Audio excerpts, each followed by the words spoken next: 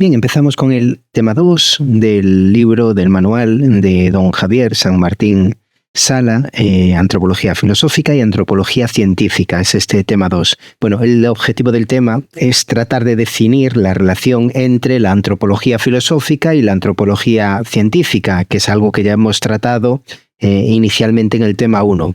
Ya sea esta científica, la de tipo natural, la de tipo social o la de tipo cultural. Aquí el profesor propone dos formas de articular esta relación, que, bueno, en parte es lo que viene a ser el argumento de este tema 2, la articulación negativa y la articulación positiva.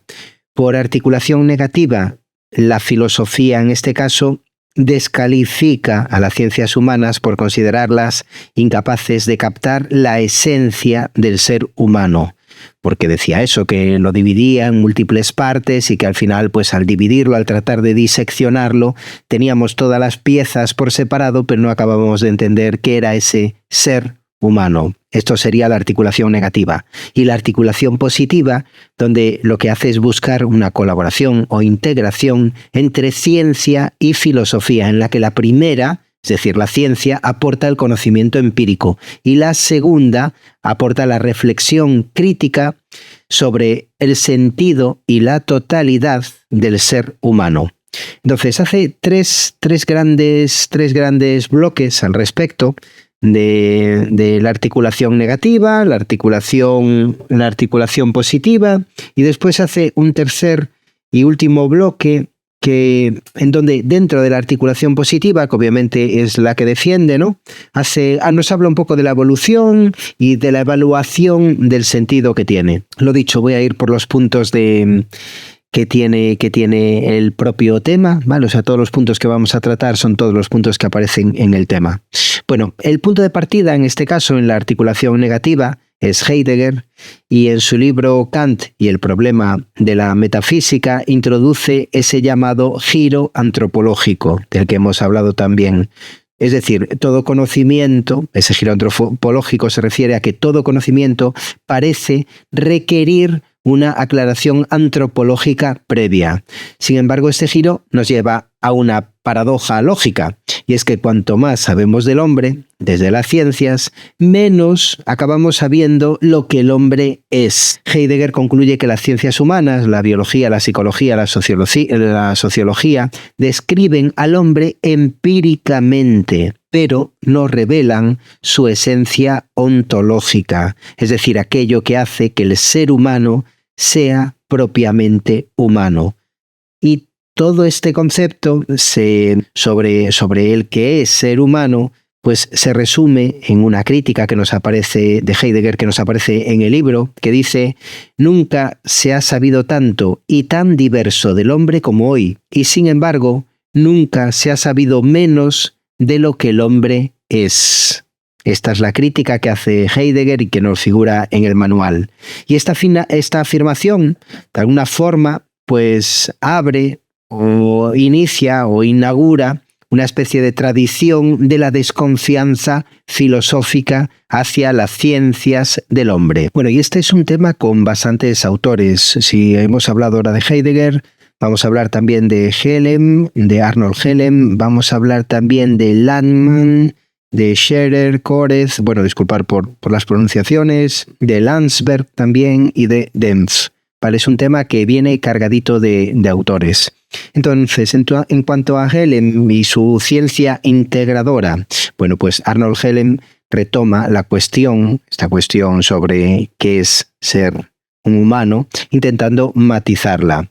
Y lo que hace es sostener que la antropología filosófica debe ser, a su vez, científica y filosófica, porque precede a las ciencias naturales, es anterior a las ciencias naturales, y las integra en una visión total del hombre. El ser humano, nos dice, solo puede entenderse desde una ciencia integradora que dé sentido a todos los saberes parciales. Sin embargo, esto implica que las ciencias particulares no tienen valor por sí mismas, sino son subsumidas en esa totalidad. La biología o la sociología, por ejemplo, no serían ciencias del hombre, salvo que en un marco filosófico les confiriera un sentido humano. Y aquí el profesor, el autor del manual, San Martín, critica esta postura porque entiende que confunde la integración empírica con la reflexión filosófica, que recae también en un esquema jerárquico donde la filosofía da sentido y la ciencia solo aporta datos, y sobre todo porque ignora las ciencias sociales contemporáneas, limitándose casi siempre al modelo biológico. Por otro lado, autores como decía Landman, Scherer y Corez repiten este esquema, sosteniendo que las ciencias no pueden definir al hombre sin un conocimiento previo de lo humano. Por ejemplo, Corez afirma que un biólogo que encuentra un cráneo humano ya tiene que saber antes lo que es un hombre, lo que el hombre es, lo que la humanidad es, para poder valorarlo. Entonces, este argumento lo ridiculiza y viene a decir algo así como que saber que un cráneo es humano no exige una filosofía del hombre, del mismo modo que identificar un hueso de elefante no requiere una elefantología filosófica. Bueno, fuera de esta broma, estos autores, según San Martín, desconocen la estructura epistemológica de las ciencias humanas y reducen toda la antropología científica a una prolongación de la biología. Después, en cuanto a Landsberg, que es discípulo de Scheler, por cierto, ofrece pues una visión mucho más amplia, según San Martín, y es que distingue entre un concepto genérico del ser humano y un concepto esencial. El concepto genérico sería ese concepto biológico o ese concepto empírico del ser humano, y ese concepto esencial es el que se pregunta por cómo el hombre vive su existencia y se eleva sobre los animales. Para Landsberg, lo esencial no es qué rasgos tiene el hombre, sino cómo los tiene, es decir, cómo los integra en su modo de ser. Para Landsberg, lo esencial no es qué rasgos tiene el hombre, sino cómo los tiene, es decir, cómo los integra en su modo de ser, estos rasgos. Sin embargo, también desconoce de alguna forma el alcance de las ciencias sociales, ya que estudian esos modos de inserción cultural del ser humano. Su propuesta, aunque más delicada, pues para nuestro profesor, para el San Martín, para el autor del manual, siguen siendo insuficientes. Y por último, Dempf, que ve la función, este titular de Unidad Perdida, ve la función de la antropología filosófica como la restauración de la unidad del hombre que las ciencias ha fragmentado, pero a la vez esa unidad abstracta está desligada de la historia, está desligada de la cultura, y lo que le ocurre es que cae en una visión, por lo tanto, ahistórica y sustantivista del ser humano. Bueno, tenemos después también un punto, el 1.2, que se llama Carácter de la antropología científica aludida por los filósofos y consecuencias. Y aquí se nos dice que la mayoría de los antropólogos, que son filósofos, de los antropólogos filósofos, conciben la antropología científica de forma muy parcial, ya que la reducen a biología, ignoran la antropología cultural y social, por ejemplo, de Malinowski, de Franz Boas, de Mauss, de Radcliffe Brown, y en consecuencia construyen una imagen abstracta del ser humano fuera de su historia y de su contexto social. Entonces, esto es lo que nos dice San Martín, ¿no? Que la mayoría de los antropólogos filósofos conciben la antropología científica de forma muy parcial. Y aquí lo que hace es subrayar el manual que esta tradición filosófica alemana, la de Heidegger, la de Hegel, la de Landman, la que hemos visto anteriormente, desconocía e ignoraba las ciencias sociales francesas y anglosajonas, lo que explica, en cierta medida, su desprecio por ellas. El resultado es una antropología filosófica desconectada de la realidad histórica, con un hombre genérico, un humano genérico que está fuera del tiempo, ni biológico ni culturalmente situado. Y aquí aparece Joliffe. Joliffe lo que hace es intentar una reconciliación. En su libro Comprender al hombre, de 1969, rechaza la idea de que la filosofía descalifique los saberes científicos. No obstante, sigue considerando imposible una ciencia unificada del ser humano y, por lo tanto, al considerar imposible esa ciencia unificada del ser humano, lo que hace es mantener una distancia nuevamente entre ciencia y filosofía. Bueno, todo esto en cuanto a la articulación negativa, pero pasando ahora a esa articulación positiva que nos ofrece el autor, y aquí lo que hace es ofrecer pues una especie de superación de esa articulación negativa descrita antes, reconociendo que toda ciencia del hombre parte de un marco teórico o paradigma. Toda ciencia del hombre parte de un marco teórico o paradigma.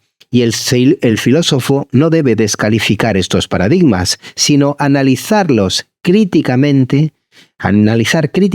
todos sus presupuestos, el lugar desde el cual están interpretando lo humano. Entonces, lo que se nos está ofreciendo es pasar de esa articulación negativa a un concepto de crítica filosófica. Y de alguna forma, y esto es lo interesante, la filosofía, en vez de criticar los resultados, pasa a criticar los fundamentos de la ciencia. Esto es, yo creo que la frase más importante de este procedimiento, de este pasar de la articulación negativa a la crítica filosófica que critica los fundamentos de la ciencia, no sus resultados. Bueno, este punto es bastante interesante.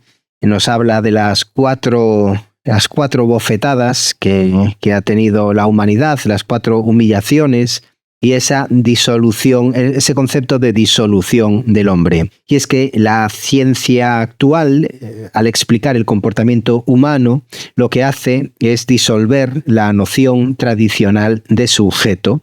Y aquí el profesor lo que hace es repasar las humillaciones históricas del hombre, siguiendo pues la genealogía freudiana.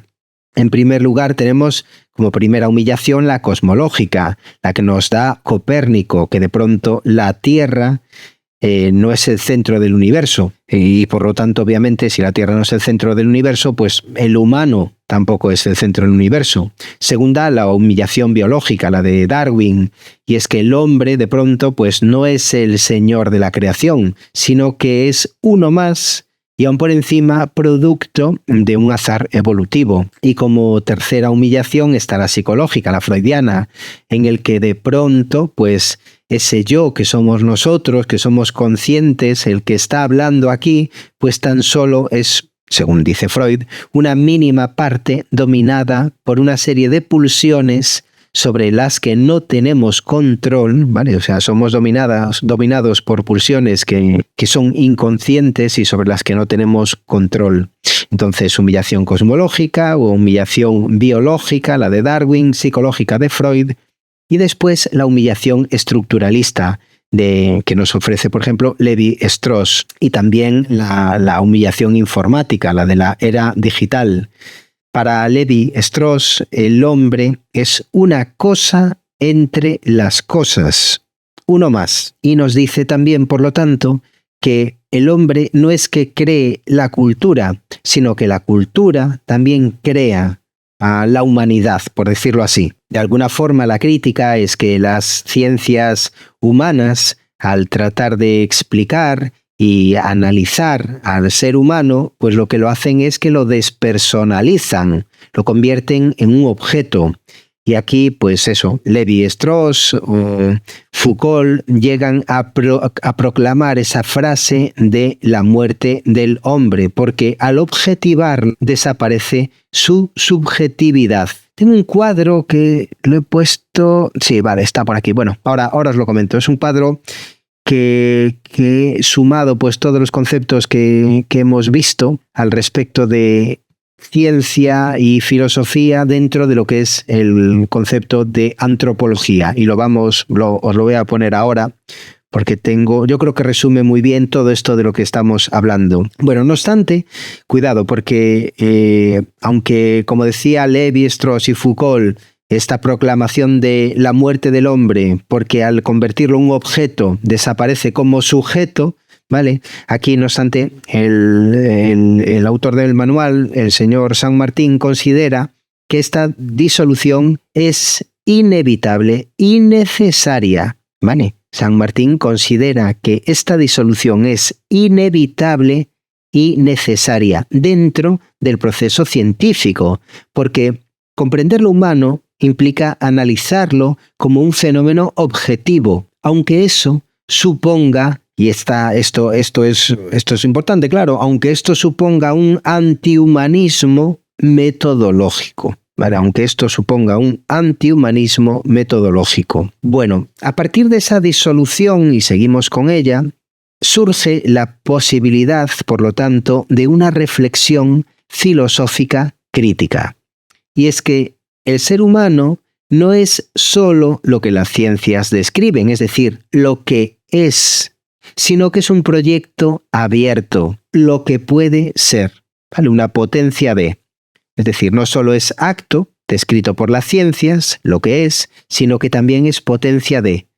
Es un proyecto abierto. Y esta trascendencia hacia lo que, o sea, de lo que es hacia lo que no es algo que San Martín nos implica como lectores. El hombre es lo que es, pero también trasciende lo que es hacia lo que no es. La verdad es que cada vez que digo frases ahora como estas, me acuerdo de doña Teresa Oñate, la verdad que tiene también frases así muy enrevesadas de inicio, pero que obviamente, claro, tienen un gran desarrollo y una buena amiga. Bueno, entonces la filosofía no va a sustituir a la ciencia, ¿vale? Hasta aquí obviamente hemos llegado, sino que lo que va a tratar es de pensar su límite, el punto en el que el ser humano, siendo determinado, se desborda a sí mismo, creando, inventando, proyectando. Y aquí nos pone una cita, San Martín, de Merleau-Ponty, o se pronuncia la verdad, Merleau-Ponty, quien en su libro, en el prólogo en concreto, de la fenomenología de la percepción, dice esta frase, que es: todo cuanto sé del mundo, incluso lo sabido por la ciencia, lo sé a partir de una experiencia mía, personal, añado yo, del mundo. Es decir, la ciencia explica al hombre como objeto, pero solo un sujeto puede hacer ciencia. La ciencia explica al hombre como objeto, pero solo un sujeto puede hacer ciencia. Por tanto, el filósofo no se opone al científico, sino que reflexiona sobre el sujeto que hace posible la ciencia, que es esta frase que os decía antes, de que la filosofía lo que hace no es criticar los resultados de la ciencia, sino los fundamentos de la misma. Y ahora sí, tengo este cuadro que, no sé, yo la verdad creo, no sé si ponerlo directamente en el examen, pero sí que me parece un resumen bastante importante. Es un resumen que se hace en muchas partes de esta asignatura, pero entre qué sería el científico, el conocimiento científico y filosófico. La verdad, esto es algo que se articula en todas las asignaturas de esta carrera. Vale, mientras que lo científico se centra en lo particular, lo filosófico busca esa globalidad que hablábamos en el tema 1, una universalidad de discurso frente a la particularidad, a la disección que hace lo científico. Mientras que lo científico nos ve a los humanos como objetos, lo filosófico lo trata como un sujeto. Científico objetivo, filosófico subjetivo del sujeto. Y obviamente esto que hemos repetido ya 1000 veces, que mientras que lo científico busca el qué somos, lo filosófico se pregunta por el quién y sobre todo también el por qué somos lo que somos. Cambiamos de punto, nos vamos al 2.4 y se nos habla de la vertiente práctica, el ser humano como proyecto. Bueno, las ciencias humanas, lógicamente, aunque parezcan teóricas, nacen de intereses prácticos, como curar, educar, mejorar la sociedad. y presuponen siempre una intención terapéutica o moral utópica, que diría Becker. Pero los problemas humanos no se resuelven solo con conocimiento. Requieren decisión, libertad y acción. La antropología filosófica, al reconocer esa dimensión práctica, define al ser humano como un ser natural y a la vez proyecto. La antropología filosófica, al reconocer esa dimensión práctica, define al ser humano como un ser natural y a la vez proyecto, determinado y libre, condicionado, pero capaz de decidir y crear sentido. Y concluye este punto San Martín diciendo que la antropología filosófica es un saber sobre la indeterminación y la trascendencia del ser humano. Y aquí se acabaría pues esta parte dedicada a la articulación positiva, referida en cuanto al ser humano como mismidad y proyecto. Y después nos habla de otra forma de segunda articulación positiva, referida a la evolución y a la evaluación del sentido. Lo dicho, este es un temazo de... Madre mía, está potente, ¿eh? Bueno, en este tercer punto, ¿no? Este segundo modo de articulación positiva, pues lo divide a su vez en dos secciones. La primera de ellas, en la que trata la ciencia humana como una recuperación del sentido. Y es que toda ciencia humana, al parecer, tiene una doble función. La primera, explicar los hechos, que sería la dimensión analítica y disolvente, de la que hemos hablado, ¿vale? Tenemos que disolver al ser humano para comprenderlo, para explicarlo. Y después hay una dimensión, una función de comprensión del sentido, que sería esa dimensión hermenéutica, que sería comprenderlo desde el ahora y desde el nosotros. La antropología cultural, por ejemplo, estudia sistemas de parentesco o ritos, y aquí está el meollo, pero en ellos descubre de pronto formas de comprender el mundo y dotarlo de sentido. La antropología cultural estudia sistemas de parentescos o ritos y de ese estudio, de esas relaciones, hay un descubrimiento de formas de comprender el mundo que vivimos y dotarlo de sentido. Las ciencias humanas, por lo tanto, se convierten en ciencias de la comprensión, que recuperan el significado de las acciones humanas dentro de su contexto histórico y cultural. Pero claro, hemos dicho la palabra mágica, la palabra hermenéutica, y es que la filosofía, en este caso, en esta comprensión que se realiza, accede a ese conocimiento, a esa comprensión, a través de una hermenéutica crítica del sentido. Y obviamente, pues en este caso, autores como Apple, como Paul Ricoeur, o como Merleau-Ponty también, o Merleau-Ponty, que de verdad, o sea, llevo fatal este nombre, sostienen que comprender no basta, hay que evaluar. Las ciencias humanas interpretan, pero se les exige que vayan más allá, que traten de distinguir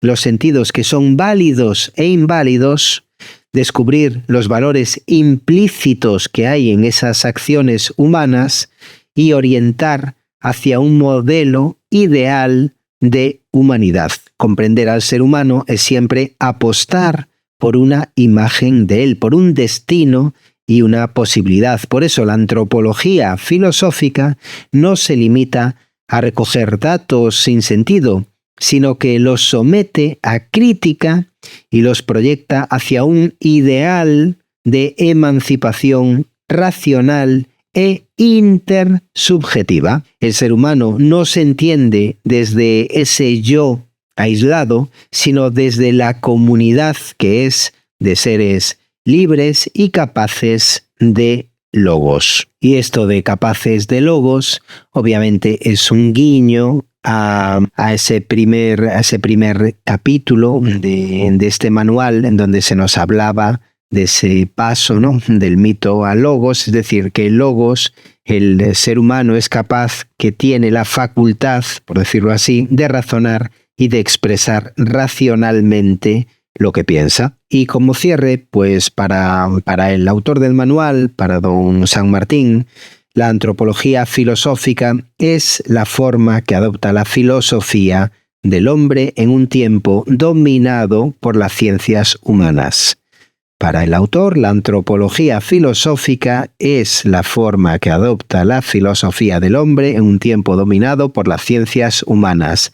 No pretende sustituirlas ni fundarlas jerárquicamente, sino dialogar con ellas, para así conseguir pensar la unidad del ser humano frente a la fragmentación científica, analizar los límites epistemológicos de cada ciencia y recuperar el sentido, la mismidad y el proyecto del ser humano. La relación entre filosofía y ciencia no es de subordinación ni de desprecio, sino de complementariedad crítica. La relación entre filosofía y ciencia no es de subordinación ni de desprecio, sino de complementariedad crítica. Esta es la palabra importante.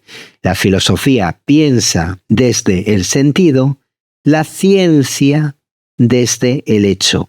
La filosofía piensa desde el sentido, la ciencia desde el hecho. Y el ser humano, que es ambas cosas a la vez, es sentido y es hecho, solo se comprende plenamente cuando se unen ambas dimensiones. Muy bien, pues aquí acaba el tema 2, antropología filosófica y antropología científica.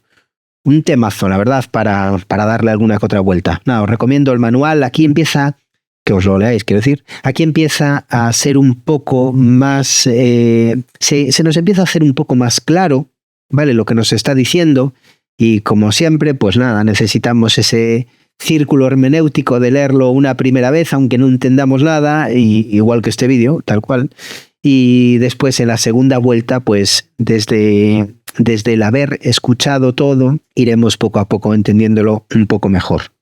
O a mí cuando menos así me ha ocurrido. Nada, hasta el próximo vídeo. ¡Chao!